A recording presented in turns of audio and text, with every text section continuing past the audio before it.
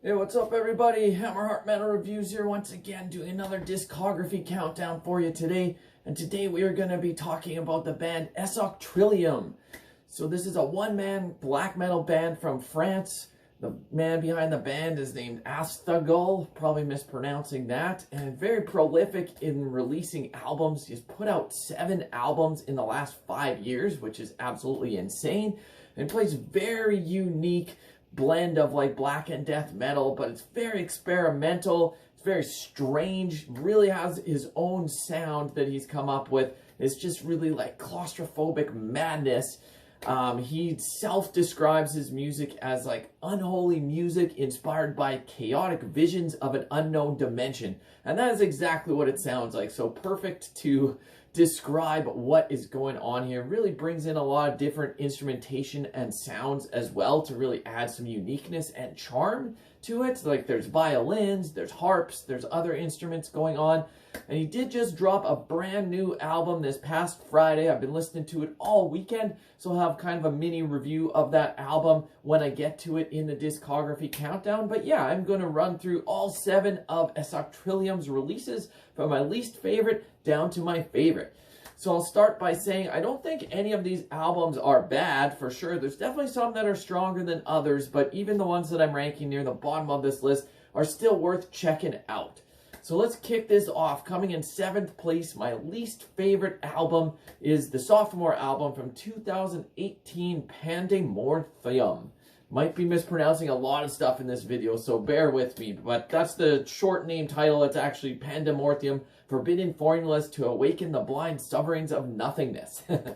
So this one, it's very much like somewhere in between death and black metal on the metal spectrum for sure. It's got really strange vocals. To me, this album has more of a death metal feel to the riffs as opposed to black metal, but there are some ambient passages as well, and it's just this truly strange and all-encompassing atmosphere throughout. Compared to the debut, this one is like 70 minutes long, which may be a theme as I go through some of these albums. It sometimes can be that he's putting out a little bit of too lengthy albums that maybe need to be trimmed a little bit. I just feel like this one is not quite on par with future releases, which is why I'm ranking it at the bottom of this. But that being said, it's definitely still pretty solid overall.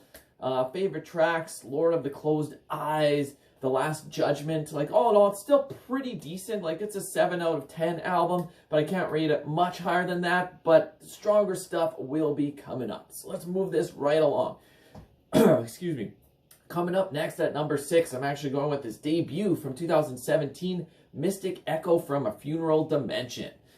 So this one is a little bit different compared to the rest of the discography. This is more of like an atmospheric black metal album for sure, but it's got very diverse songwriting throughout.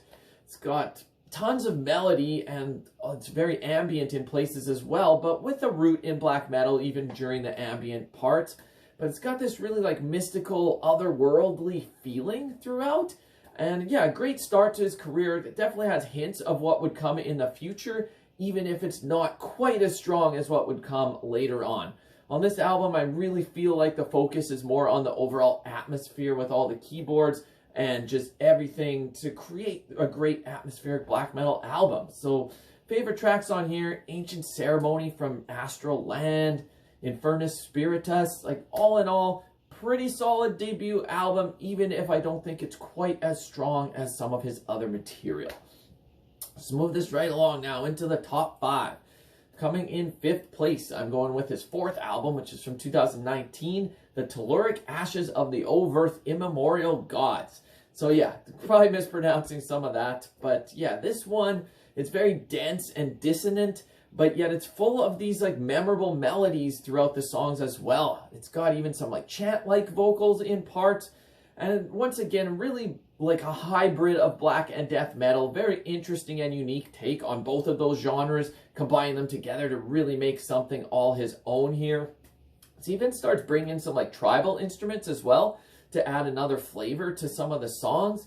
This is another one that's about 75 minutes long that could definitely use some trimming on some songs. Maybe needs some better self-editing, But overall, this is still a very great album. I would score it higher if it was a little more condensed. It just does drag on a little bit. But favorite songs on here, Cross Over, Thar Vorknager, Black Hole Exit. Probably mispronouncing a lot of these songs, but yeah, all in all, pretty enjoyable album in at 5th place.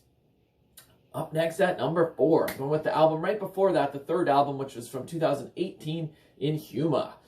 So this one has a very similar style to Pandemorphium, which I ranked last, but I do feel like the songwriting got a little bit better here. Still got that unique sound, and wow, like listening to this, it still kind of feels like he's in the growing stage of developing his unique sound, but it is very promising, and it was just a sign of the greatness that would come a couple albums later. But this one, like, the style would fully form in the future, but there's great melodies here, like injected amongst all of the chaos that's going on. Like, there are so many ideas jammed together here, but the songwriting is better than the previous album, and it's got a lot of like catchy earworm riffs and sections throughout these songs that will just stick in your head. And all in all, like, I really enjoy this album. To me, this is like an 8 out of 10. Best songs on here, which I'm sure to mispronounce: Avienda Suda, Exhortation od Sath Scriptum, Dramath Ur. Can't say any of this stuff. It's like in his own language. But yeah, very solid album. Definitely worth checking out. Now we're into the top 3. It's coming in 3rd place. I'm going to go with the brand new album that was just released, Consecration of the Spiritus Flesh. So this one, yeah, is just from this past Friday, 2022. This is probably his most intense, aggressive album yet. Like, this is unrelenting. It's like violent and suffocating with the sound. The vocals are tortured and chaotic, but it's still got a little bit of melody and like mystical trippiness in parts. But throughout, like, the drumming and riffing is just pounding. It creates this very nightmarish sound that's just relentless. Like, it does not stop. This one is only 41 minutes, so I think maybe he took some notes from previous albums that thinking like, okay, 75-minute albums are sometimes too long. Let's trim this down. So finally he's got the self-editing down, and it's all the better for it. 41 minutes, perfect length for this kind of album. This one could even grow in time with some more listens, like maybe move up on the list. There's always so many layers to uncover with Esoctrilihum albums.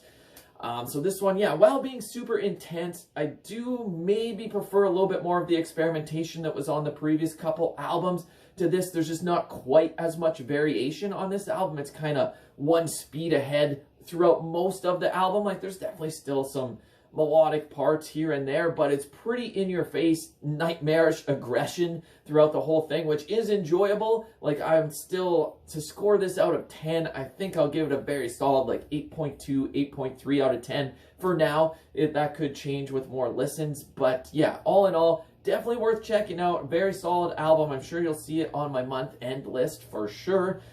Favorite songs on here: Thurter, Spiritus Flesh, Sitig. That one has a really nice piano melody in the background that ties everything together. This is probably my favorite song on here. Tough to say after only listening to this like 7 or 8 times, but yeah, nonetheless, really solid stuff in at number 3. So let's get into even better stuff. Coming in 2nd place, my second favorite Esoctrilihum album, going to 2020 with Eternity of Sheog. So this was actually the first album I heard by Esoctrilihum. I hadn't heard them with their first 4 albums, but here on this 5th album, that was my introduction to the band, and wow, this one just blew me away. It's so complex and dense, but awesome at the same time. It's so strange and unique, but captivating and interesting, bringing in these acoustic parts and other instrumentations kind of give it like a Middle Eastern vibe in certain spots, and it's just rich and intense. Maybe a little more symphonic than the previous album with the same insane vocals, and it's just like, it's deranged, but I absolutely love it. Bringing all of the folk instrumentations here, it's more like they're more pronounced on this album than in the past, and just creates this like grandiose melodic affair, and it's just really awesome. This one's only around an hour long, so that's a suitable length for sure. Favorite tracks on here: Ex Ini Soft, the title track Eternity of Sheog, Triton, Menthils, I cannot say any of these, but yeah, all in all, very, very solid album. One of my favorites by him, could have easily been #1, but coming in first place, I'm going to go with the album from last year, dy'th Requiem for the Serpent Telepath. This one actually ended up making my top 10 albums of all of last year, and it still stands up. It's really awesome. It is 75 minutes long, so that will be the one knock on it, is that it could probably be trimmed a little bit, but that being said, it's engaging throughout. It doesn't drag. There's more like melodic repetition than in the past, but the album's all the better for it. Those melodies that repeat really stick in your head, and it creates this really like symphonic, epic, and doomy like atmosphere in certain parts. The vocals once again are insane. Sounds like he's like choking on rocks or something. Like, it's just nuts. It sounds like he's spitting out, invoking demon spells. And it's just so full of sections that are going to stick in your head, whether it's the riffs or the backing keyboards or the different instrumentation, just these little things that are going to stick in your head and keep you returning to this album. So even though it might be slightly too long, that's like the one knock on it. All in all, very awesome album, in at first place. My favorite songs on here, Balduthur, Zayak Demon, Nominees Horror. But all in all, front to back, pretty engaging throughout, very solid stuff. That's why it is in as my favorite Esoctrilihum album. So anyways, these are just my opinions as usual. I'd love to get your thoughts down below. Let me know what you think of the brand new album, and let me know what your favorite Esoctrilihum albums are. And if you haven't heard them before, go check them out. So anyways, until next time, give me a like and give me a subscribe. Hammerheart Metal Reviews, out.